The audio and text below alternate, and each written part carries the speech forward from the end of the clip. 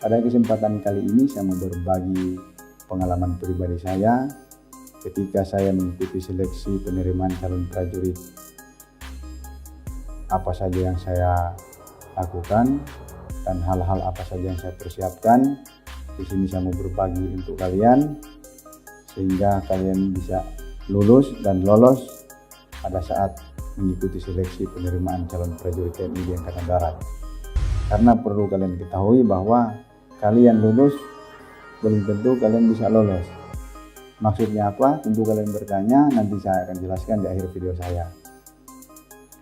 Jadi jauh-jauh hari sebelumnya kalian sudah mempersiapkan diri kalian, baik fisik, baik kesehatan, maupun apa saja yang kira-kira kalian butuhkan, yang kira-kira harus kalian siapkan ketika kalian mau mengikuti seleksi penerimaan calon prajurit nanti. Jadi ketika sampai pada hari seleksinya itu kalian sudah siap. Segala sesuatu yang dipersiapkan secara matang pasti hasilnya akan memuaskan. Kemudian apa saja yang harus kalian persiapkan pada saat kalian mengikuti seleksi? Di sini saya akan jelaskan dulu tahapan-tahapan seleksi yang akan kalian hadapi nanti, sehingga kalian bisa tahu apa kira-kira yang harus kalian persiapkan.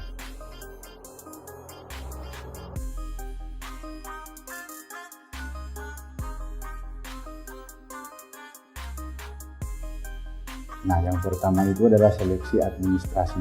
Untuk seleksi administrasi ini alangkah baiknya kalian persiapkan jauh-jauh hari sebelumnya.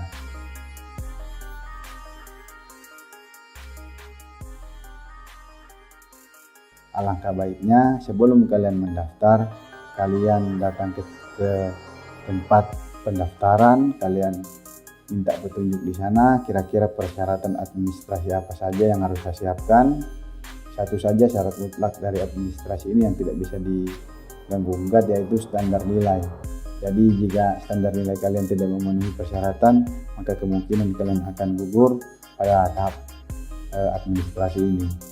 Namun apabila nilai kalian itu memenuhi standar sesuai dengan tahun kelulusan kalian, kalian pasti akan lulus pada tahap seleksi administrasi ini.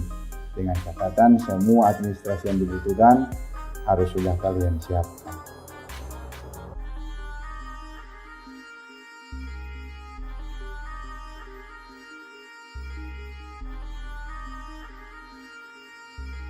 Tahap seleksi kedua yaitu seleksi kesehatan.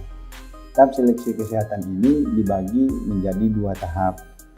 Yang pertama seleksi kesehatan tahap 1. Seleksi kesehatan tahap 1 ini dia secara umum memeriksa bagian-bagian luar tubuh kita, mulai dari ujung kepala sampai dengan ujung kaki. Nah, kemudian untuk seleksi kesehatan tahap kedua itu dia pemeriksaan kesehatan bagian dalam tubuh kalian. Jadi bagaimana tipsnya biar kalian bisa lolos pada tahap seleksi kesehatan ini? Jadi saya sarankan sesuai dengan yang saya lakukan dulu, bahwa 6 bulan sebelum saya mengikuti seleksi penerimaan calon prajurit TNI ini, saya melaksanakan check up.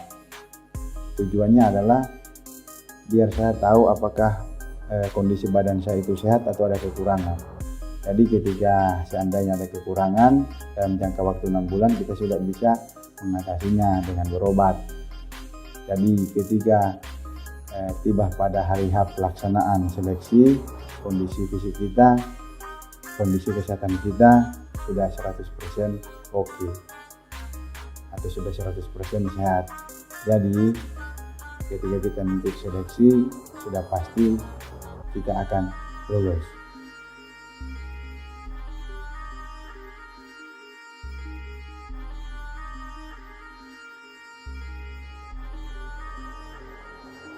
Jadi setelah kalian lulus seleksi kesehatan ini, kalian akan mengikuti seleksi Garjas.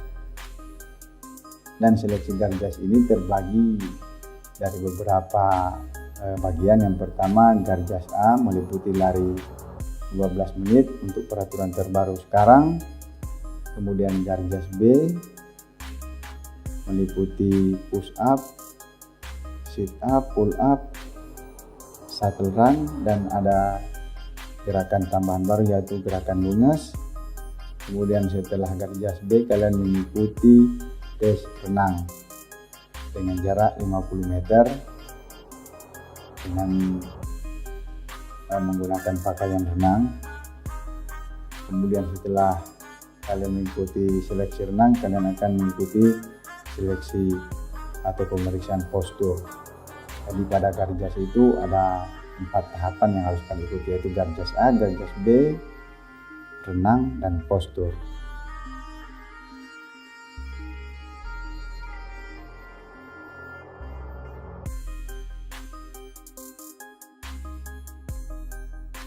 Untuk bisa lolos pada saat mengikuti seleksi Garjas ini, sama halnya dengan kesehatan, bahwa minimal 6 bulan sebelum kalian mau mengikuti seleksi, kalian persiapkan diri kalian untuk menghadapi Garjas ini. Caranya seperti apa? Kalian latih diri kalian secara teratur.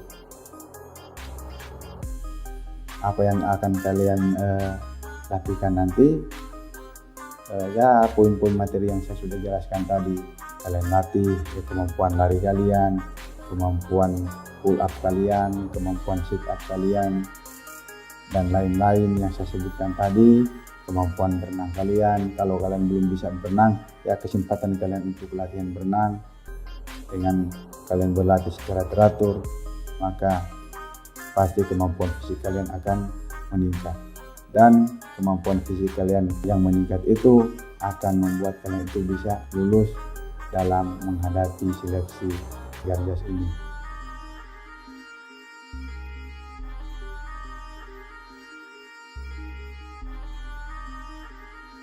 Kemudian tahap seleksi selanjutnya setelah Garjas adalah kalian akan mengikuti seleksi mental ideologi, dengan catatan kalian lulus seleksi Garjas.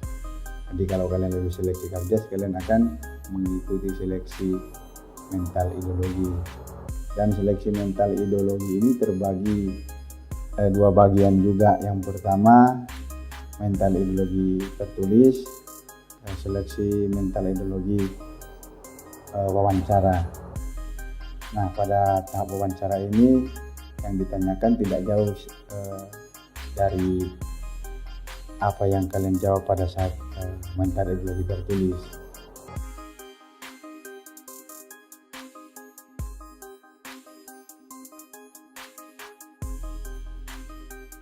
Kemudian setelah selesai melaksanakan seleksi mental ideologi dan dinyatakan lulus, kalian akan mengikuti seleksi psikologi.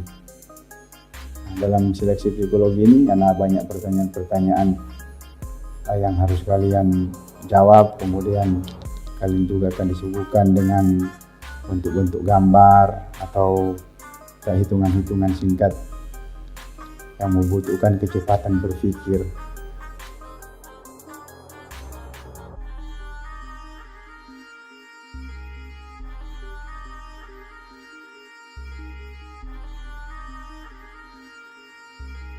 Jadi gimana caranya kalian bisa lulus pada saat mengikuti seleksi psikologi ini?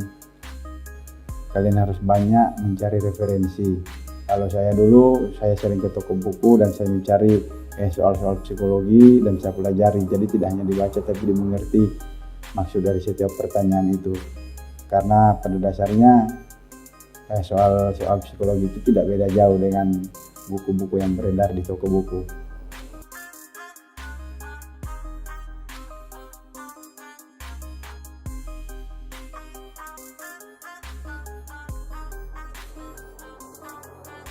Kemudian setelah kalian dinyatakan lulus mengikuti seleksi psikologi, kalian akan masuk pada tahap seleksi akademik. Nah, pada saat tahap seleksi akademik ini apa saja pertanyaannya? Kurang lebih pertanyaan-pertanyaan seperti kita waktu ujian di sekolah dulu, jadi hampir sama seperti itu. Namun ada jalur-jalur khusus yang tidak ada seleksi akademik. Misalnya kalian mengikuti seleksi penerimaan calon tamtama, di situ tidak ada seleksi akademiknya. Hanya untuk seleksi penerimaan calon bintara dan calon taruna akademi militer, di situ ada seleksi akademiknya. Khusus untuk seleksi akademik untuk calon taruna akademik kan biasanya dia materinya berisikan pelajaran-pelajaran IPA, matematika dasar, kemudian matematika IPA, bahasa Inggris, bahasa Indonesia. Kemudian setelah kalian lulus seleksi akademik, maka kalian akan masuk pada tahap terakhir, yaitu tahap sidang pentuhir.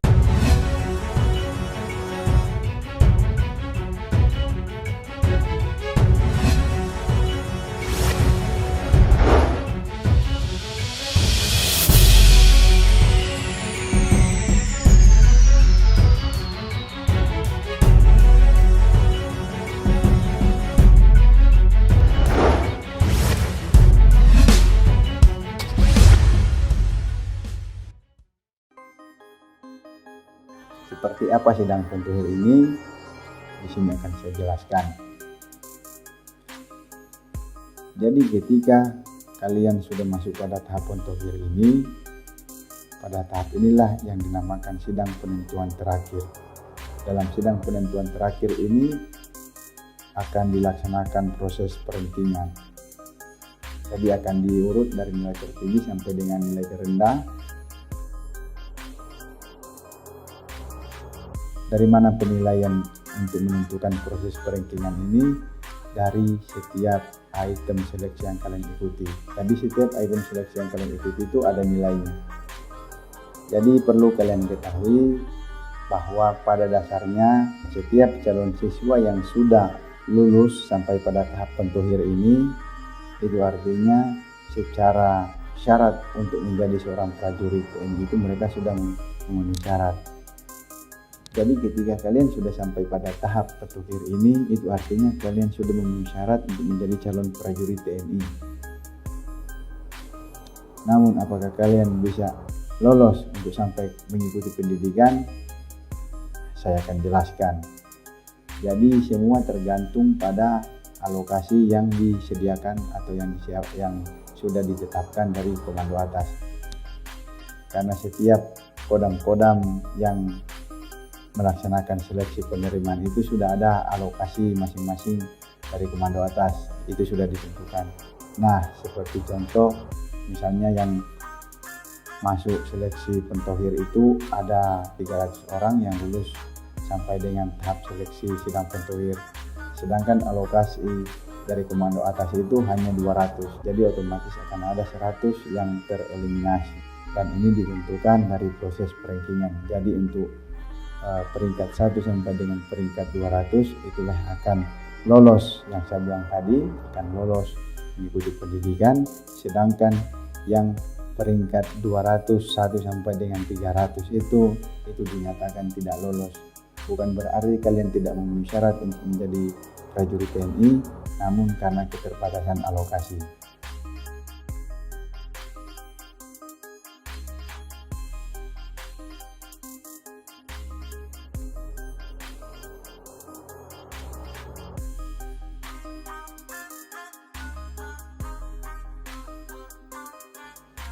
Jadi bagaimana tipsnya sehingga kalian tidak hanya lulus dan memenuhi syarat untuk menjadi calon prajurit TNI, namun kalian juga bisa lolos sampai dengan mengikuti pendidikan.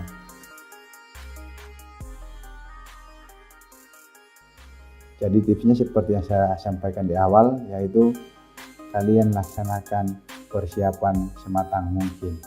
Kalian siapkan diri kalian jauh-jauh hari sebelumnya untuk mengikuti atau untuk menghadapi setiap seleksi yang akan kalian jalani nanti, sehingga dengan persiapan yang matang setiap item seleksi dapat kalian ikuti dan dapat kalian laksanakan dengan baik dengan nilai yang memuaskan.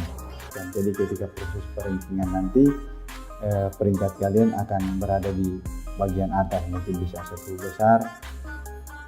Nah, kalian bisa pikir sendiri, seandainya alokasi 200 kemudian kalian masuk 10 besar, itu 99,9% sudah pasti kalian akan lulus.